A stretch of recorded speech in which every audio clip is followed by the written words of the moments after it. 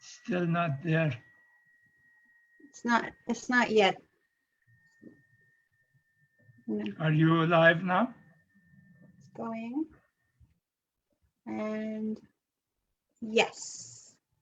Hello, everybody, and welcome back to another episode of Dela's Voice. Tonight, I have the pleasure of once again having my friend Ahmad Shah Duranai here on the show.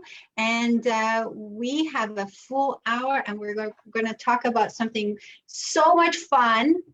You better get some paper and a pen ready, because we're going to find out how to live our passions during COVID and beyond. What do you say, Ahmad Shah? Thanks for being here. Hello to you. Well, thank you very much for inviting me. I hope that you and your viewers will enjoy this session.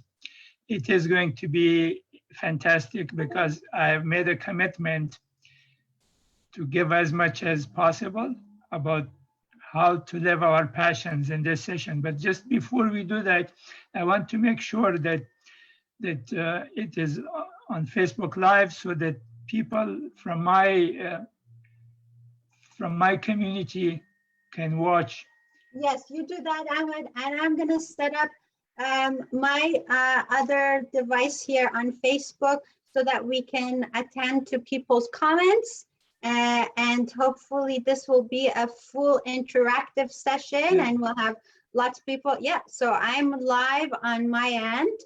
And so are you showing it on yours yet, on your Let me see. Device? Yes, now it's live on yours, so let me share it on mine. Perfect. This topic of finding your passion, I mean, it's one of those really interesting topics. And I think that no matter at whatever stage in your career or your life you are, you're always trying to see your passion, because finding your passion allows you to live a purposeful life, right? So this is one of those one of my favorite topics to talk about. How to find our passions.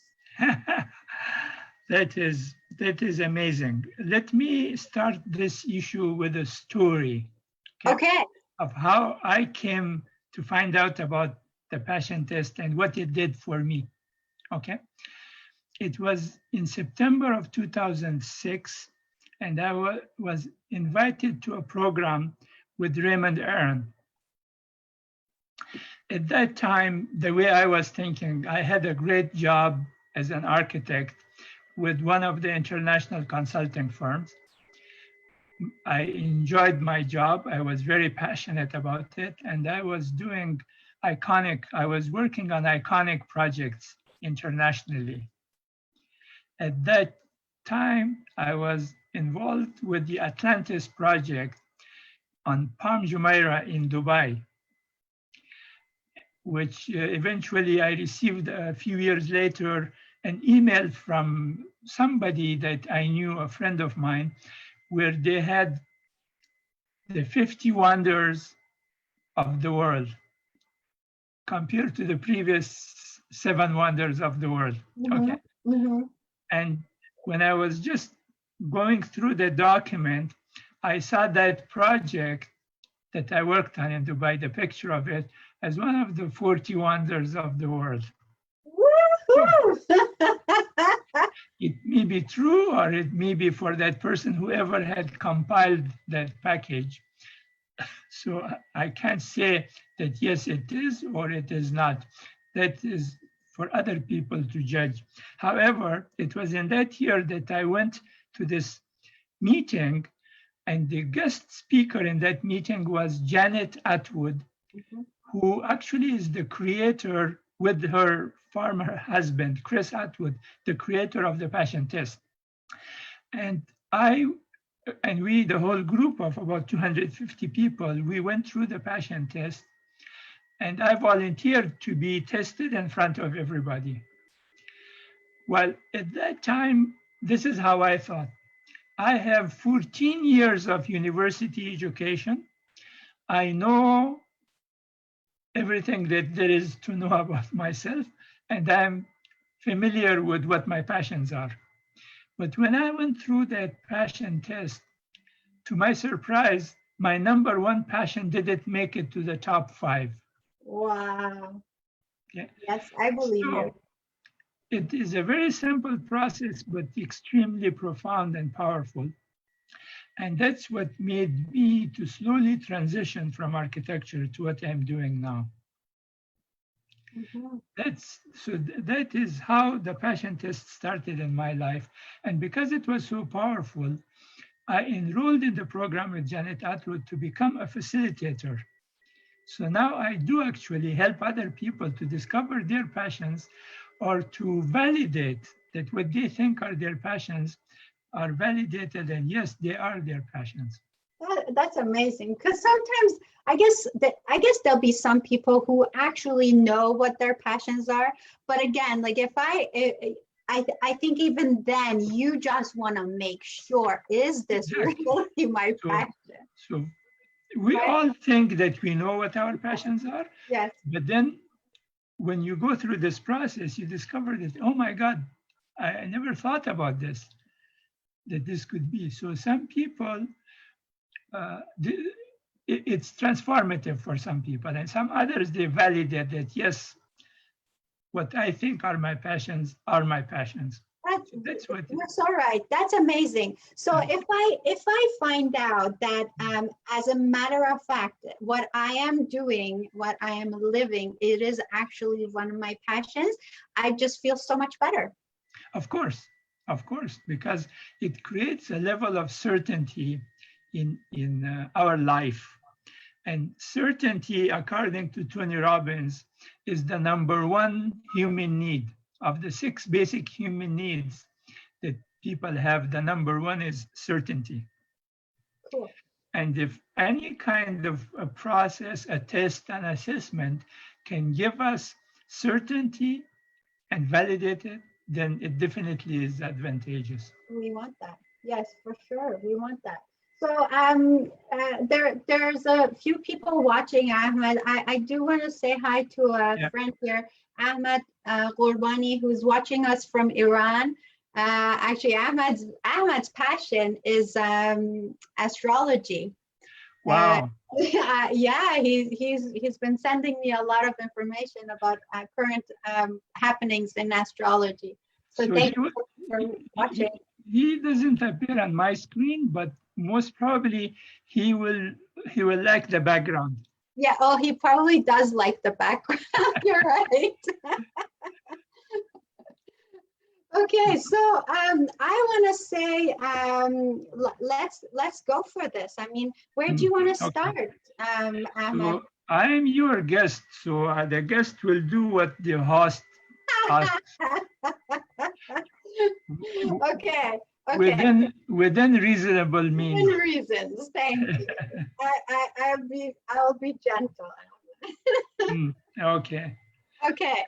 Let me open your screen also to be sure to know that I can see who is making comments on yours. Yes, go ahead.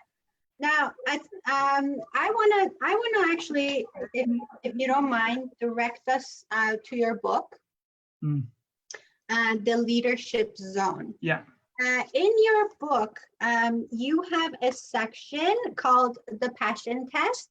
Yes. And in that section, you go through a lengthy explanation of why it's so important to, first of all, find out where our passions are. And also, you give us a lot of directives on how to find out. And there's different ways people can do the passion test. And one of those ways is going through someone like you, who is actually a passion test facilitator. So people can get in touch with you if they feel like this is what they want to do. And I have listed your website address at the bottom of this post. And you also have a workshop coming up. So can we just talk about that quickly until we get more people coming on Sure. So the chapter in my book, The Leadership Zone, I will show the color cover of it also. Oh, it's fading in the background. There we go. Okay, good. So yes. The place that is not fading, I'll show you there. Yes, I like my hard copy. Yes, the hardcover, everything has pluses and minuses, right? So the hardcover has its own advantages, and this colorful design has its advantages. Yes. So let's look at it this way. That section on the passion test is part of a bigger section, and that is how to find our purpose. And I give 3 tools in the book to discover, for people to discover their purpose in life, why the Creator has put them on planet Earth, and is there a purpose for their coming here? So the passion test is one way to discover what is important for them. And so actually our passions are like, you know, in the airplane, when we sit in the airplane, the hostess or the host describe the safety features, and it tells you that in case of emergency, there will be lights on the floor. It will lead you to the exit. So in our life, our passions are those lights that take us to our destiny. That is a really cool analogy. Okay. I like it. And passions don't stay constant, they change over life. So let's say some younger people, newly married couples, for example, they might be passionate to have children. But when they grow old, the children grow, that passion is no more there, but it led them forward towards their destiny. And then when they are in their 40s and 50s, there are other passions that come that will take them eventually to their destiny and their life's purpose. So Jack Canfield, in one of his speeches, he was explaining to us that if you want to go from, let's say, Toronto to New York, and the New York is your destiny, it's your destination, let's put it this way, and you are driving at night, you don't need to see the entire path from here to New York. All what you need is the 200 feet in front of you, which are illuminated by the lights in your car. Mm-hmm. And that's the role of the passions in our destiny. They guide the way. It guides us towards our life's purpose. So in your book, you say the passion test exercise is the first step in getting clear about what really matters to you. Yeah, so many people have said that, including Janet Atwood, who is the creator of the passion test, it's said that clarity is power. When you are clear, what is it that you want, you will take steps to achieve it. But if you are not clear, if you are not sure, if you don't have certainty, then you are confused, and that becomes a limiting belief for you. It prevents you from going because you don't know what you want. So once you are clear about what your passions are, it propels a person to take steps towards living those passions. And when they start living them and follow that path, new passions will come. Some will fade away, new passions will come, and it will take their journey towards their destiny. That's where the clarity is there. So it is like a roadmap that will tell you that if you are going from here to New York, you take I-90 East, for example, and you don't take I-90 West, which will take you to Cleveland. Mm-hmm. Okay, you take East. This is the path that you are taking because you have already determined where do you want to go. Yes. And it gives you that clarity along the path and the journey. Okay. Okay. So, isn't that ironic that we're talking about this today? And actually, the topic of our talk is how to live our passions during COVID and beyond. And it's funny to me because this is year 2020, and from the get-go, I said this is the year where we're all going to get clear vision. And it was sort of a joke for 2020, but it just seems like it's rolling out to be that way. Isn't that amazing? So there are several things. One of them is people who are familiar with the law of manifestation and the law of attraction. They can do things and take actions or think in a particular way that will lead them towards realizing that thing that they want. The other one is to put postulates. So when you say that the year 2020 is going to where everything will become clear for you, you definitely put a postulate there. And now that postulate is being realized. The issue of postulate and the law of manifestation obviously is a topic in itself. Yes. We are not going to discuss it here, but just to bring you on the edge that obviously when you thought about it, it is like a seed that you put in good soil, and then it will come into a plant and will grow, and eventually you get what you want, the fruits of it. Oh, Ahmad, you're talking my language. I just love the law of attraction talks. So we're going to have to come back another time and talk about that. But so get us started on this passion test. Okay, so let's see, before going to the passion test, what I wanted was to mention, I was reading a Gallup survey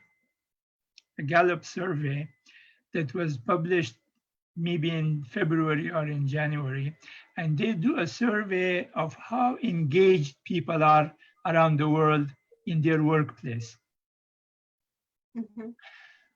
They had good news. They said that in the year 2020, the number of people who are engaged in the workplace has jumped to 35%. That means some 10, 11, 12 years ago, there were only 26% of the people. And this is just about North America, but on the average, the trend is the same. In the United States, these figures were just about the United States, but they do this survey in 79 countries on a yearly basis. So they discovered that in the United States, there is a jump from 26% to 35%, which means that 65% of the people who go to work are not engaged in their work. Right. So what would that look like? So that looks, based on that survey, 13% of the people who are working are actively disengaged. That means they will say bad things about their workplace. They will try to sabotage the workplace, and they will be extremely unhappy and angry. I was going to say, they must be very unhappy. Yeah. The other 52% are not engaged with their work. They just go like robots. 9 o'clock, they go, at 5 o'clock, they leave. They do what they have to do, and then they come home. They don't feel any kind of affinity or towards their work or empathy or something like that. And one reason is that because they're not living their passions. Yes. They go there, and what they do, it does not align with their passions. And I've heard this so much, and I'm not surprised by that percentage, because a lot of people I talk to, when I say, how's work? Work is work. Work is work, exactly. Yeah. So they're not passionate about it. Here is where I came with this idea. In Canada, for example, and in a lot of developing countries, everybody is in lockdown, okay? And And people in Canada, even those who are not working and those who don't earn income, the government are paying them $2,000 a month to live by. And yet they are just staying home and doing nothing. So for the next 4 months, why don't they discover what they are passionate about and then take some steps to live those passions when the situation is normalized? That sounds like a plan. Even if it is a new normal, it will be good to go with the clarity that these are my passions. And then when all of this is over and this pandemic is behind us, this is what I want to do. But they have to be clear. And that's why what I came up with was that, okay, my contribution in this regard is to create an online passion test workshop for people who want this category of people who are currently or in the past not happy with their work, but because they had to put bread on the table, they had to take care of their children, they had to have some income, they had to pay the rent, they had to provide the necessities of life, they couldn't leave their work. But now there was no choice. The government legislated that you have to leave your work and stay at home, and we will pay for you in that time. So why not take this initiative, find out what you are really passionate about, and become clear, and then take some steps in the next 2 or 3 months. So by the time the things become normal, a big percentage of these people will be in a completely new career. This will be a career shift for them. I can see that. So, I mean, what better way to spend your time while you're in lockdown than to actually find out what you're really passionate about? I mean, wouldn't that be wonderful? Oh, yes. Yeah, that's awesome. Just the discovery of it, just reflecting about that, and then validating them that, yes, these are my passions, and then taking certain steps that we, in the passion test, we will take them through what those steps can be so they can set goals for them. So if I can briefly then describe to you what this passion test is, people discover what are the top 5 most important things are in their life at this moment. When you say top most important things in their life, meaning what matters to them. Exactly. Okay. It's what matters to them. And you might have heard that there was a book written in 2005 by Dennis Whitley and Porras and another author, in which they had a survey of 200 of the most successful people in North America to find out what was it that led to their success.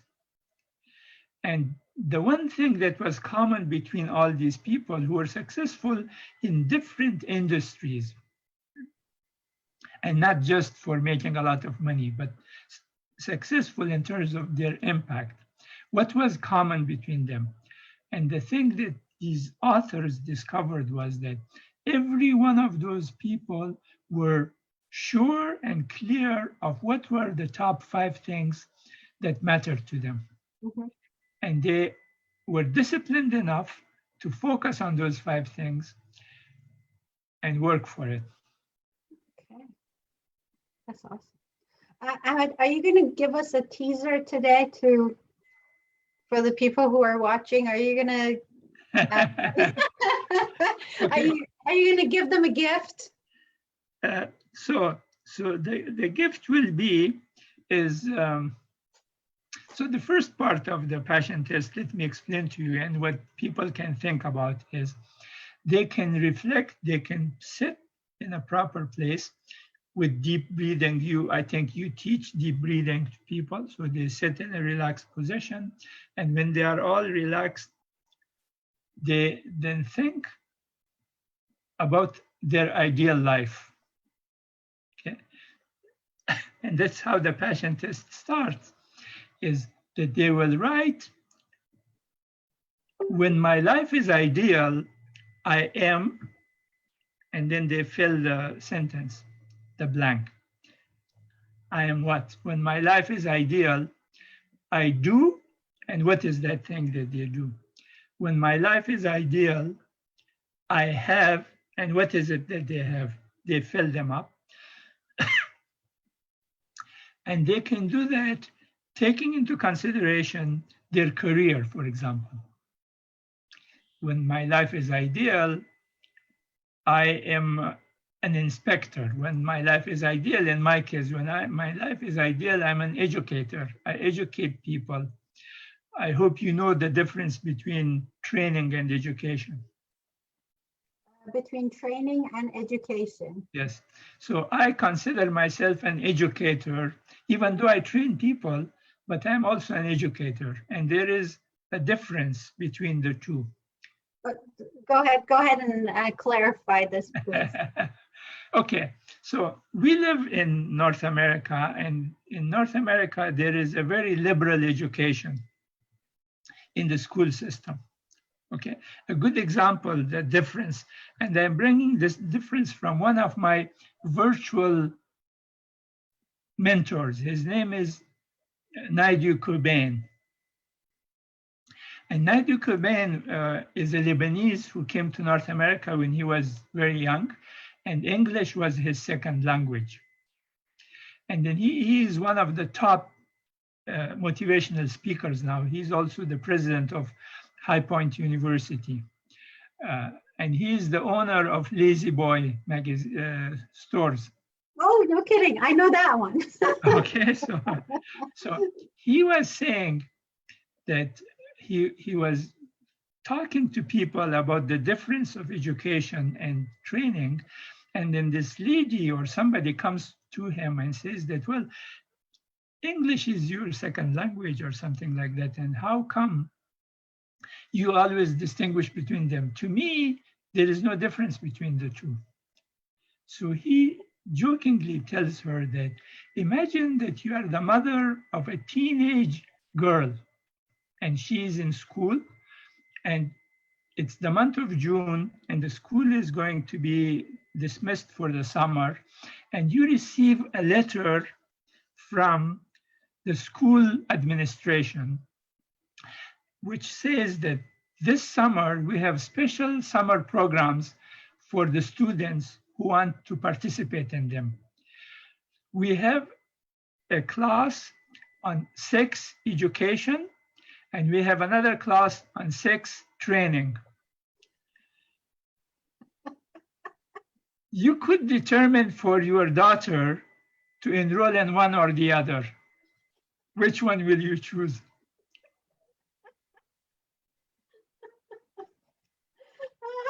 Okay. There's a big difference. Okay, so now you know that there is a difference between education and training. That is totally clear to me now. Okay, so training deals with a person's doing, and education deals with a person's being. Okay, education transforms your character. Training transforms your personality. Education deals with effectiveness, training deals with efficiency. So in that respect, there is a big difference in it. And you have a copy of my book. When you continue reading, you will come to the whole list. In later chapters, I gotta tell you, this book is an education in life. Thank you for this. There are training exercises in it also. So okay, so you'd like to be an educator, yes, then? Yeah. Okay, all right. Okay. So in that respect, we were talking about the 5 things. So in the passion test, what we ask is that after people write, when life is ideal, I am so and so. When life is ideal, I do this and this. When life is ideal, I have X, Y, Z. And they write so many sentences, then things will become clear for them in the passion test itself. From those 10 or 15 sentences that they write, we pass them through a very simple process of the test to discover of those 10, what is the number 1, and what is the number 2, and 3, and 4, and 5. And then afterwards, we show them that for each one of those 5 items that are top of what in their ideal life should be, which kind of markers they can set for them so that they will know that they're living those passions. And then those markers can become their monthly goals. So we not only just show them what their passions are, we also show them a way of how to bring those passions that are not in their life at the moment, to bring them into their life. That's nice. So you get to find out what your passions are. You get to find out if you are currently, or which passions you are currently living. Yes, to what extent are you living them? And to what extent? Scale of 1 to 10. Gotcha. And then what about your other passions? How can you bring them into your life so that you can start living those passions also? That sounds like this is a valuable workshop. It is, as Janet Atwood says, that this is the only test where you never fail. Yeah, it's true. You always succeed. It's true. And wouldn't it be wonderful for if we could all start living our passions? Oh, definitely. So can you imagine at the time when the passion test was developed in the early part of the century, in the US, Harris Interactive, they had a survey at that time, and they had found out that only 20% of the people at the time were passionate about what they were doing, and 80% were not passionate. And you know from your other studies that if you are surrounded by negative people, it is going to affect you. Mm-hmm.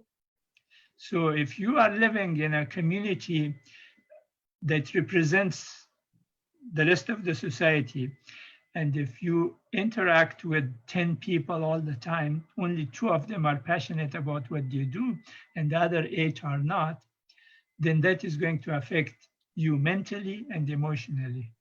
Well, of course. So it's very important that more people that we are surrounded by are passionate about what they do, and they will inspire us. I think as I've gotten older, Ahmad, that living my passion has been more important day by day. It's like when I was younger, it didn't matter so much, but as I got older, it was becoming more and more important. So today, when I talk to my son, who's only 17, I always tell him, you have to do what you are passionate about. Mm-hmm. Isn't that the most important thing that a person can do? It's like you said, it's so sad to hear those statistics. Yeah, so there is a version of the passion test for teenagers. Wonderful. Which is different. If you are interested, I could connect you with the people who are experts in passion test for. Yes, well, that would be wonderful. Because the younger we are, when we find out what our passions are, the better. I mean, yeah. So I discovered my other passions beside architecture when I was in my 50s. Really? I see. Yeah. Okay. So what were some of those passions? So your first passion was architecture. So at the time, I thought architecture was my passion, but then when you go deeper into it, what does architecture do for you? Or that passion that you think on the surface, this is my passion. What does it do for you? And, Does it bring you and then you go money, deeper. right? deeper. Okay, yes. So after going through passion test many, many times, I will tell you what my passions are, some of my passions. Okay, so can I just interrupt you for one moment, because that just brings me back to what I read in your book. And you talk about finding your primary and your secondary verbs. Yeah. Is that kind of relates to what you were saying? It doesn't. Well, it indirectly relates. So when you do the passion test and then you find your primary and secondary verbs, it will validate your passions. It gives. I don't want to confuse the audience right now, because this was, to me, finding my secondary and primary verbs were just amazing. It just solidified that, oh yes, this is what I really want to do. Exactly. Okay, so that's a completely different subject. Yes, you're right. Yes. Let's focus on we'll come back to it. On the passion. Okay. Yeah. So that's basically what we do in the passion test. People will go out with the takeaway. They will find out what are the 5 important things in their life in the moment, how important they are, and how much are they living on a scale of 1 to 10. And then those passions that they are passionate about, but they are not seen in their life, how to bring them into their life. Okay. It is very closely related to the law of attraction and to the law of manifestation. But most people who have seen the movie The Secret most probably has a very superficial view of the law of attraction or the law of manifestation. But in reality, what happens is if I just bring you an example, the law of gravity. The law of gravity, everybody knows that anything that is heavier than the air, when you leave it, let's say this pen in my hand, if I leave it, it will drop. Now, the law of gravity says that if there is no interference with it, this will go to the center of the planet Earth. But anything that drops, nothing goes to the center of the planet Earth. Why? Because there are other laws that interfere with them. So if I drop it and my hand is holding here, it will stay here and it will not go. It will not even go to the floor. Why? Because another law interfered with it. Mm-hmm. So that's why only thinking about the law of attraction is not going to manifest itself, because there are at least 11 other laws that exist that are not necessarily aligned with the law of attraction, that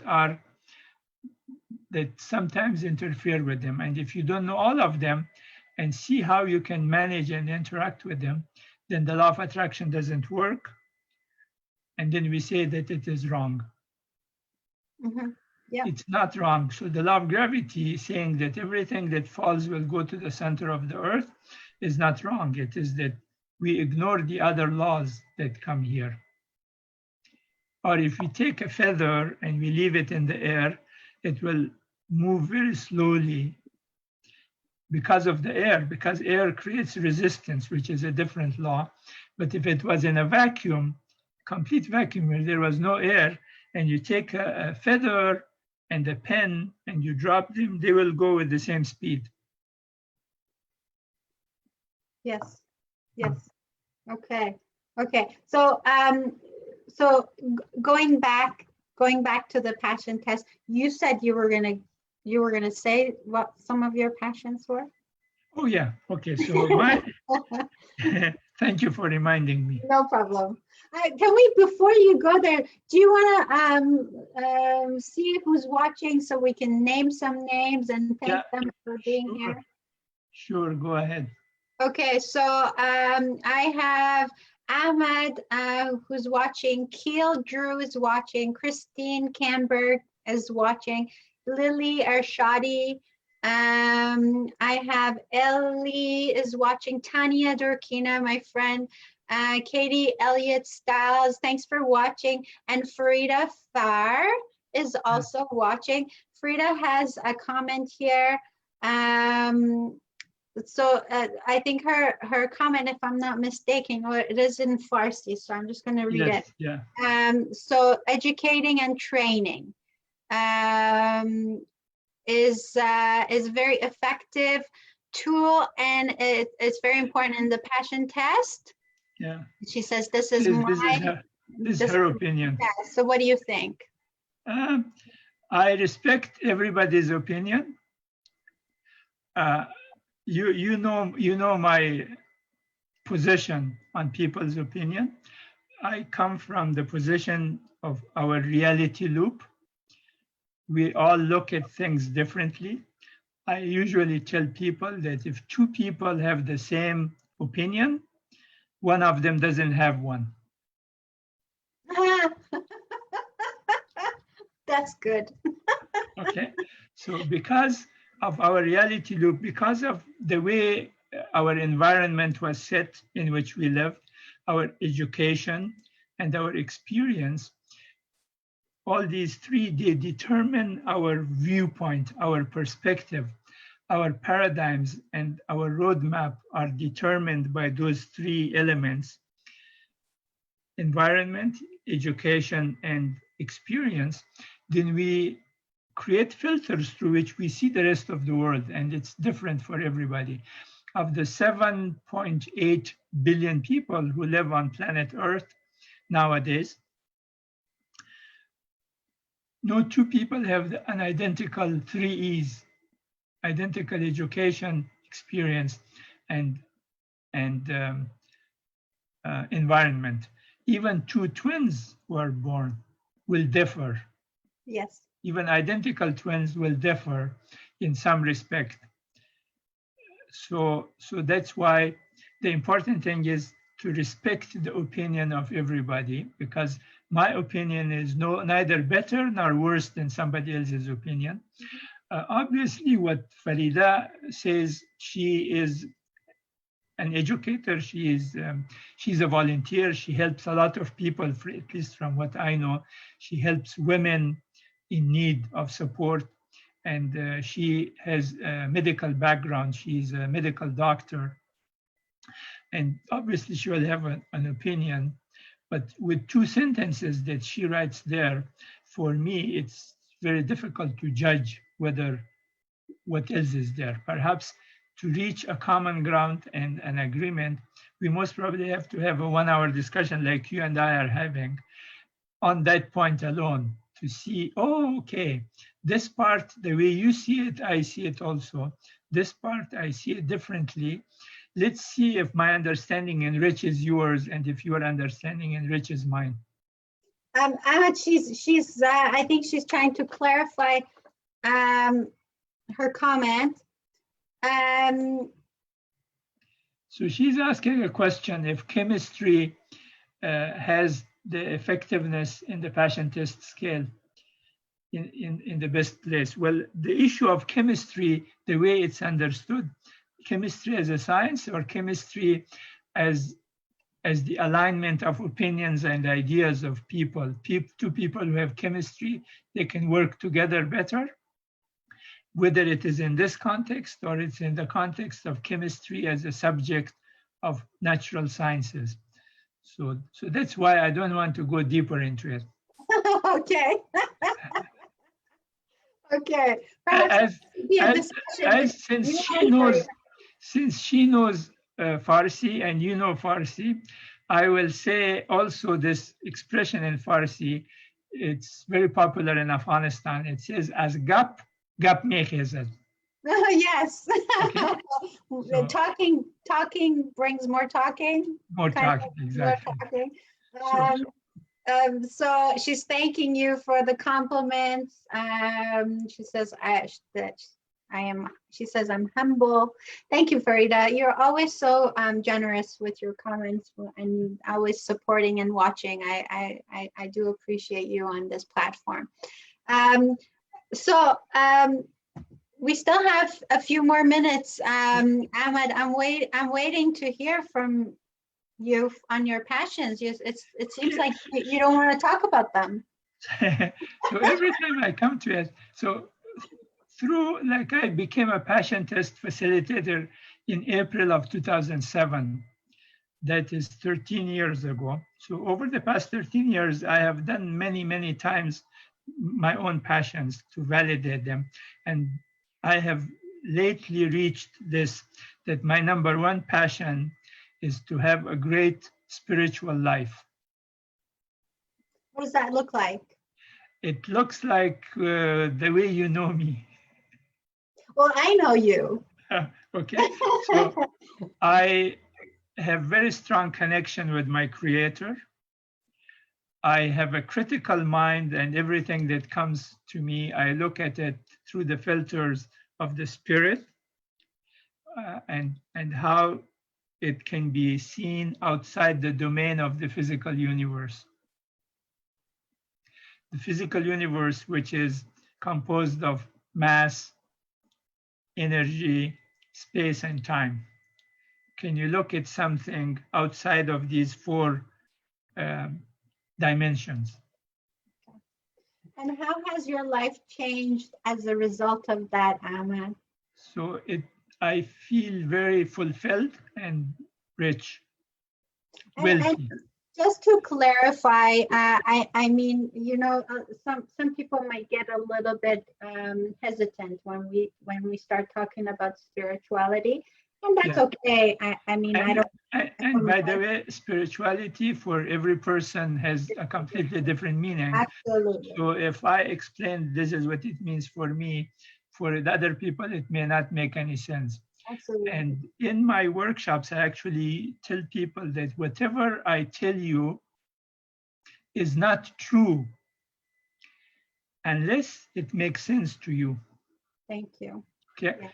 I think in one workshop you were present when I stated that also. I usually start in the beginning of my workshops. So the second passion that I had was to have quality time. No, the second one is to have control over my schedule. And maybe that was one reason that pushed me to leave architecture, where even though I was so passionate about, I had to go there at 9 o'clock or sometimes work till 11, 12 o'clock.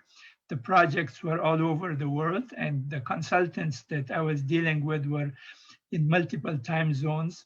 Some were in New Zealand, some were in Australia and South Africa and South Korea, in Japan, in the Middle East. And to contact them in different time zones, I had to be very flexible. So I had no control over my schedule. And now I do. That sounds dreamy. So I'm living that passion.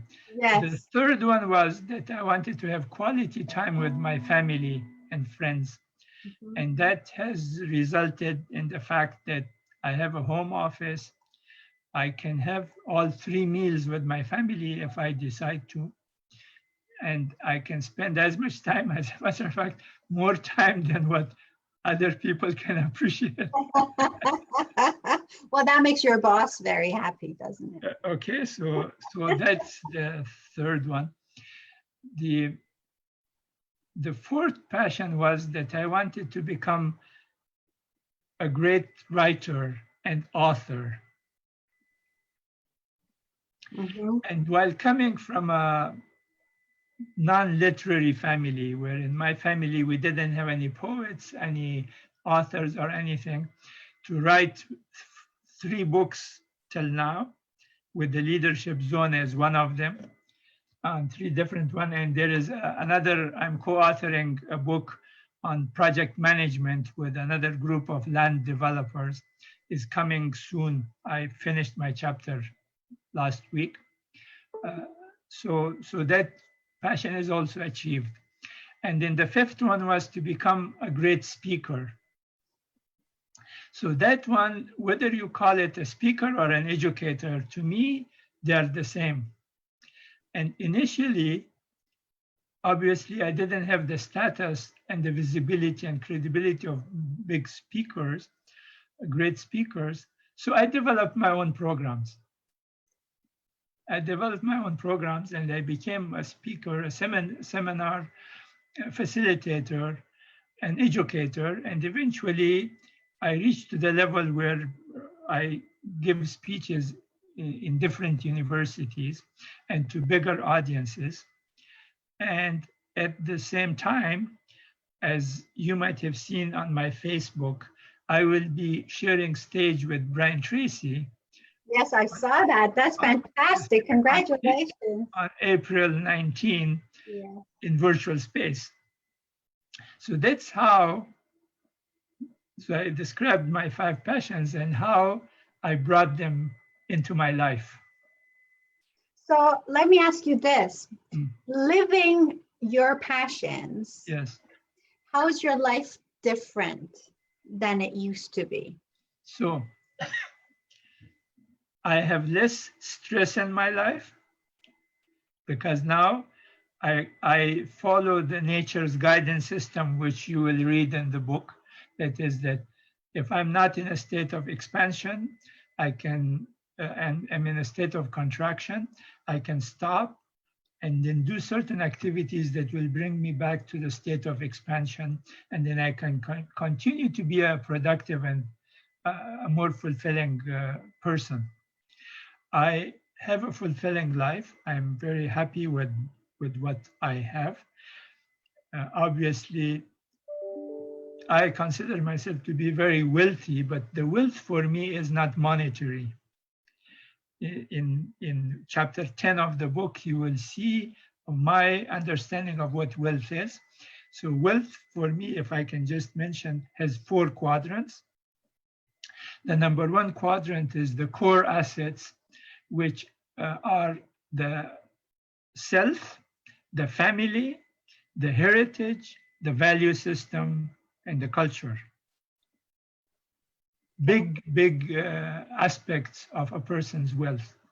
Our values, our culture, our family, our health, and the unique thing that God has given us through which we can serve humanity and our Creator. That is the first part of the wealth.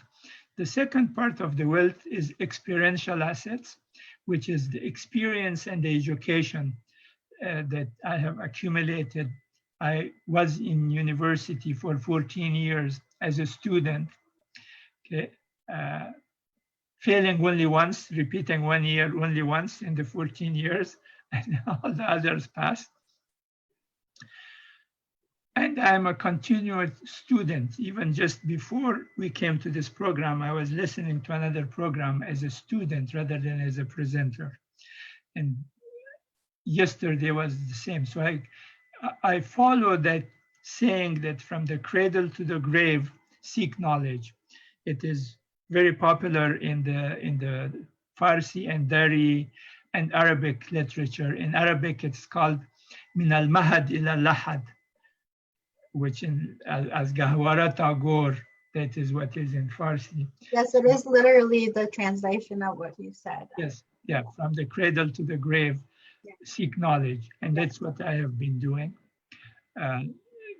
The third quadrant of wealth is called goodwill assets. And goodwill assets is the contribution that you give back to the community and how grateful you are for that. It's self-transcendence. You transcend your own needs and you look for the needs of others. And then the fourth quadrant are the physical assets. The physical assets will be the house you are living in, the car you are driving, your bank account, and whatever other security that you have created, being proactive to deal with a crisis like this pandemic. Mm-hmm. So, and all 4 quadrants are equally important. They're equally important, and within a certain period of time, you have to spend time in each of those quadrants. Mm-hmm. Yes. So in that respect, you asked me how it has changed my life.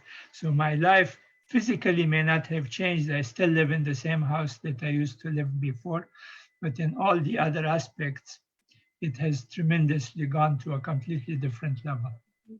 So you definitely have transformed your life just by living your passions. That's amazing. Correct. That's correct. And for people, those who are listening and those who will be listening at the replay, if they are interested to be clear on what is important in their life, I recommend them that they go. I think you have put the link where they can register. So I was able to put the link to your website, Ahmed, on the post. I will post that other link as well. So the link is to an Eventbrite link where people can register, obviously for a nominal fee. And the reason that I charge that nominal fee is that if there was no fee at all, people will not really take it seriously. I agree with you. It's like when we pay money, it doesn't matter how much we pay, but when we pay, we work harder to learn. And then they themselves will give it value. Yes. So that's why I'm not making any riches out of it. I'm just putting there so that people who register, they will attend. And then obviously when they attend, we'll be sending them some handout material that they prepared for it. It will be online, it will be on a Zoom, and it is a program that is 4 hours with a couple of breaks in between. And it will be interactive. People who register, we will be putting them in separate rooms for a few minutes here and there where they can interact and do the passion test. They will be asking questions and they will go out with several things. What are the 5 important things in their life? Which ones are they living currently and to what extent? Which ones are they not living? And then the markers for all the passions, and also the 7 steps to a passionate life. Amazing. And when is the Monday, the 3rd of May, on the EDT or Eastern time. It starts at 2 o'clock and finishes at 6 o'clock. It will be during the month of Ramadan for anybody who is fasting the Muslim month, the obligatory fasting. But I have arranged it in such a time that there will be plenty of time afterwards that they can prepare, at least in our time zone, they can prepare for the iftar and for all the obligatory prayers. So that's how the timing is arranged for them. Awesome. So for those who are watching, this passion test sounds like 4 hours of your time worth spending on something that will eventually change the way you look at your life. Yeah, and it's amazing how now we're talking about this, and this is a good time. We are at home doing nothing. We might as well do something that will change for the rest of the life. I tell people when it comes to time that most people in the Western world where we live here, they will spend at least 1 hour in the morning prepare for their day, in addition to the commute time, the transportation time. They will spend at least 1 hour to do the makeup, to shave, or to do their facial makeup, whatever. I will be speaking in a gender-free environment. Each men and women, they spend that kind of time so that they can have one day. And then the next day they repeat. And here is 4 hours that can create a roadmap for the rest of their life. So the amount of time that they invest is negligible. Amazing. At least go check it out, everybody. I know that this is something worthwhile and definitely to be taken advantage of. Yeah, go ahead.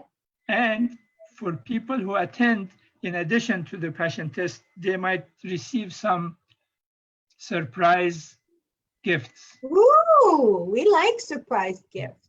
Yeah. Don't we? Awesome. So do they mention that they saw this on Dela's Voice, or do They they? can mention, yes, they can Okay. mention that they, Right. yes, your voice, well, Dela's voice, which is your voice, does a great service to humanity. You are doing a great job, and I recommend all the people who listen to your programs to promote it with their friends, to share your programs on their social media, so you can have a bigger impact. Thank you, And, Ahmad. Thank you. and I appreciate that. and I thank you for inviting me to be part of this impact that you are making. Thank you. I just bring amazing people who have a lot of knowledge and they know what they're talking about. I just sit here and look good. That's all I do. Well, thank you. Thank The law of attraction means the like attracts like. So you are an amazing person and you attract amazing people through your voice. Thank you, Ahmed. I really appreciate that. It is past 8 o'clock, so I want to thank you again for giving us your time, Ahmed. Your valuable knowledge and how generous you are always in sharing everything with us. And I really appreciate it. And I know there's that people are going to take advantage of this knowledge that you gave us today. Thanks for educating us, Ahmed. I really appreciate it. Thank you. And so thank you everybody for tuning in to Dela's Voice. And I hope to see you next time for another episode and another talk show. This is Dela's Voice, hoping to spark your soul. Have a good night, everybody.